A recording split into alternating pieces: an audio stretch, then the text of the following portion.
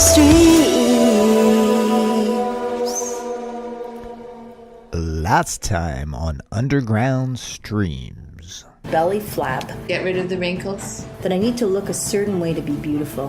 No matter what you do, you can't be perfect. Women actually tape their chest flat. I stay away from fitting rooms. Is becoming comfortable with your body. Remind yourself that you are beautiful, and it's hard.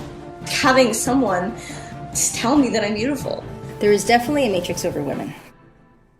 Well, zippity-doo-dah, zippity-yay. That's quite the topic. How does the matrix, this world around us, affect our perception of women?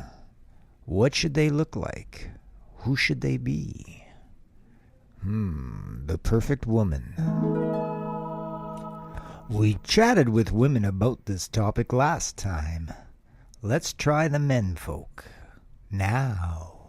So guys, how does the matrix affect your perception of women? Everyone's looking at each other.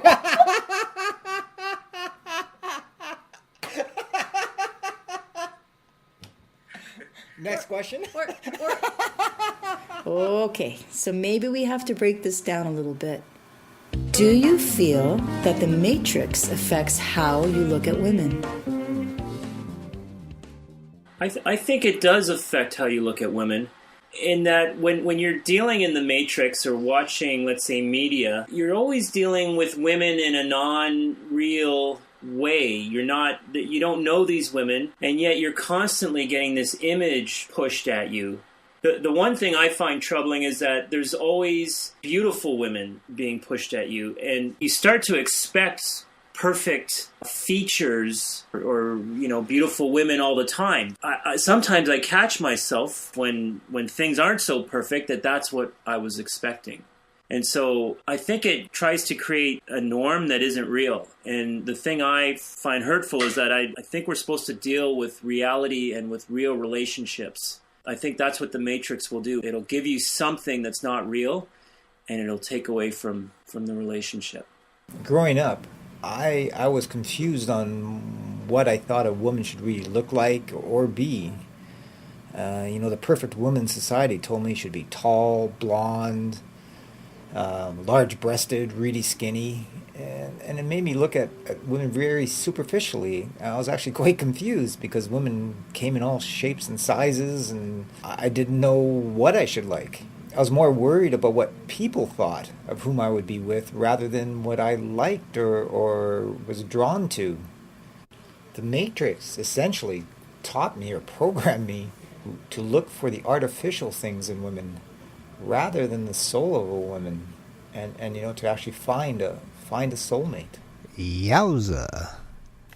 I think it's time we ask the spiritual advisor, Bob, what he thinks. In my teenage years, in my early 20s, I was definitely engaged into the Matrix, and I looked at women from kind of a Matrix mindset, because it was the Matrix around me that was influencing what was supposed to be beautiful and what I was supposed to be chasing after and being driven by. So for myself, I've been married for 30 years, and I don't look at my wife at all in the context of the Matrix. There's a depth to our love and to our relationship such that it's beyond what I see in the natural or in the Matrix to what I've connected to spiritually, to who my wife is and who she is and how she feeds me emotionally, spiritually, mentally, and physically through another kind of set of eyes and conditioning. Okie dokie. Next question. How does the matrix affect your perception of yourself as a male? I think we're always being bombarded with the culture of youth, and I always find I'm comparing myself to youthful looks that I feel I should have, or that I miss, or that maybe even deep down I judge myself against. My hair's gone white, or I've got stomach flab again, and it bothers me deep down. That's what I struggle with. I think we're always getting perfect images thrust at us, and perfect in quotations, and you end up comparing yourself. And I would say, from the context of recognizing who you are as a spiritual being, that you can get to a place emotionally, mentally, and spiritually where the physical attributes of who you are become superficial. They don't become the driving force about how you see yourself or how you see yourself affecting the world, your society, and the people around you. I think that only comes with a level of understanding and spiritual connectedness to what I would call divine love. And that divine love tells you that you were created in perfection, and that in that perfection, you can be all that you are supposed to be. That process is a growth thing.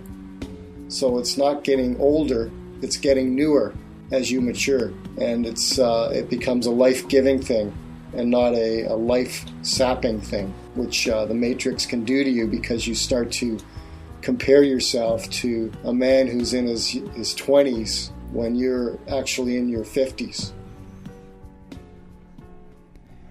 Well, great words. I think we should take a little break for those who are young and young at heart.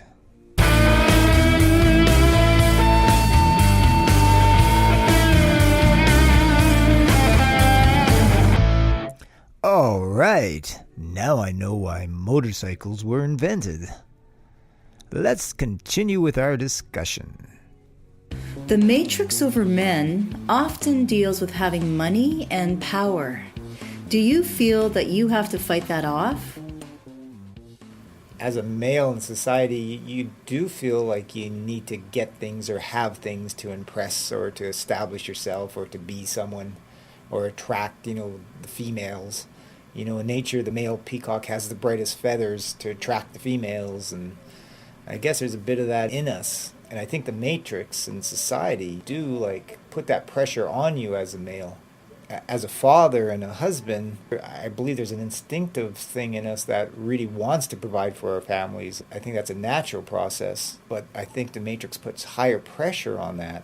Most men feel inadequate in doing the things that they're trying to do. You go to work and you do what you're doing, and you could be doing a great job and earning lots of money, but you still feel inadequate inside about it, thinking that you're just kind of pulling the wool over people's eyes. And I think that's partially due to the Matrix saying that you're not good enough, you're not as good as the next guy, or you don't have the things as the next guy. And I believe it's a pressure that has been put on us by society and wanting to impress and keep up with your neighbors, etc., etc.